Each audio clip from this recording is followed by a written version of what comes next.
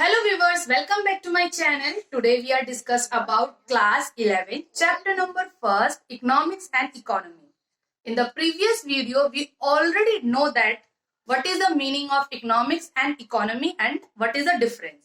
In this video, we are know about what is the meaning of macro and microeconomics.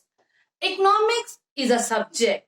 Economics is a science of human behavior concerned with the allocation of care because our resources are limited and desiredness is unlimited. So how can we maximize our desiredness, our output, our and profit? This all the activity come in economics.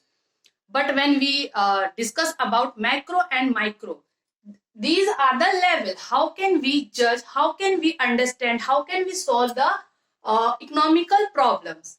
In the microeconomics, we studies economic relationship or economic problem at the level of an individual firms and individual household and individual consumer. In the micro economics हम लोग उन problems के बारे में बात करते हैं, उस लेवल पे बात करते हैं कि एक कंज्यूमर, एक इंडिविजुअल फर्म या एक इंडिविजुअल हाउस होल्ड के बारे में डिस्कस करते हैं, पढ़ते हैं, जानते हैं कि कंज्यूमर के लेवल पे, एक उपभोक्ता के लेवल पे क्या प्रॉब्लम्स होती हैं और उसको कैसे हम लोग सॉल्व करते हैं. इन सारे प्रॉब्लम्स को हम माइक्रो इकोनॉमिक्स के अंदर पढ़ते हैं. लेकिन in the microeconomics, we studies economical relationship or economical problems at the level of as a whole. इस macroeconomics के अंदर हम as a whole के कैटेगरी पे एक ऐसा whole लेवल पर इन सभी प्रॉब्लम्स को डिस्कस करते हैं. माइक्रोइकोनॉमिक्स पे एज अ इंडिविजुअल, एक पर्सन की, इंडिविजुअल कंज्यूमर, इंडिविजुअल प्रोड्यूसर या इंडिविजुअल फर्म या एक हाउस होल्ड, एक पर्सन के बेस पे हम प्रॉब्लम्स को समझते हैं, उसका सोल्यूशन देखते हैं. लेकिन जब हम मैक्रो इकोनॉमिक्स की बात करते हैं तो होल, सारे कंज्यूमर मिलकर, सारे प्रोड्यूसर मिलकर, मान लीजिए 4 कंपनी है तो 4 कंपनियों को हम जोड़ देते हैं. लेकिन यहाँ पर हम माइक्रो इकोनॉमिक्स में हम सिर्फ एक कंपनी की बात करते हैं, एक कंज्यूमर की बात करते हैं. आई होप आप लोग समझ रहे होंगे.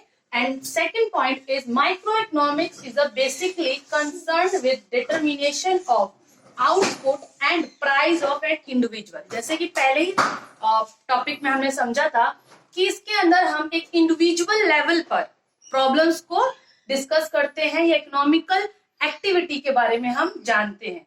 तो बिल्कुल सेम सेकेंड पॉइंट में भी है कि जो भी हमारा आउटपुट है, कि जो हम अपने इकोनॉमिकल एक्टिविटी में वर्क कर रहे हैं, जो हमारा आउटपुट है, या फिर जो हम उसका प्राइस डिटरमाइन कर रहे हैं, प्राइस को हम चुन रहे हैं, या प्राइस हम सोच रहे हैं कि हमें 4 रुपए की कॉस्ट रखनी है या 4 रुपीज की कॉस्ट है तो हमें 5 रुपीज उसका प्राइस रखना है.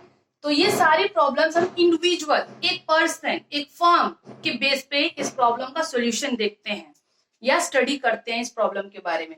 लेकिन जब हम मैक्रो इकोनॉमिक्स पे आते हैं तो मैक्रो इकोनॉमिक्स, जैसे हम पहले ही जानते हैं, एज अ होल लेवल पे बात की जाती है. तो is a basically concerned with the determination of aggregate. Aggregate means कि अगर आप एक छोटे से एग्जांपल से समझते हैं, जैसे मान लीजिए कि जगदीशपुर में जितनी दुकानें हैं वो सारी दुकानों को जोड़कर एग्रीगेट प्राइस निकाला जाता है, आउटपुट निकाला जाता है. जनरल प्राइस लेवल, जैसे मैंने पहले ही बताया, सारे शॉप्स को हम ऐड कर देंगे. In the economy as a whole, पूरे इकोनॉमी में जो हमारी प्राइस है, पूरी इकोनॉमी, पूरे एक पर्टिकुलर एरिया या पूरा एक होल लेवल पे हम उसको काउंट करते हैं. ठीक है. एंड थर्ड इज हमारा माइक्रो इकोनॉमिक्स रेफर करता है, refer to as the theory of price. इसमें हमारा बेसिकली हम इकोनॉमिकल जो प्रॉब्लम डिस्कस करते हैं वो हमारा प्राइस बेस पे होता है कि हमने कितने आउटपुट लगाया और उससे हमारा क्या कॉस्ट पड़ रहा है और हमें क्या प्राइस रखना है. बेसिकली ये इस चीज के ऊपर रेफर करता है.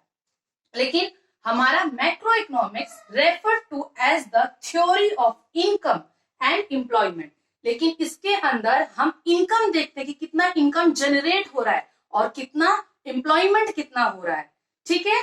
तो आई होप आप लोग इस वीडियो से समझ पाए हो. अगर नहीं क्लियर हुआ हो तो कमेंट सेक्शन में जरूर बताएं और जो भी आपके डाउट हो आप पूछ सकते हैं। Thank you for watching.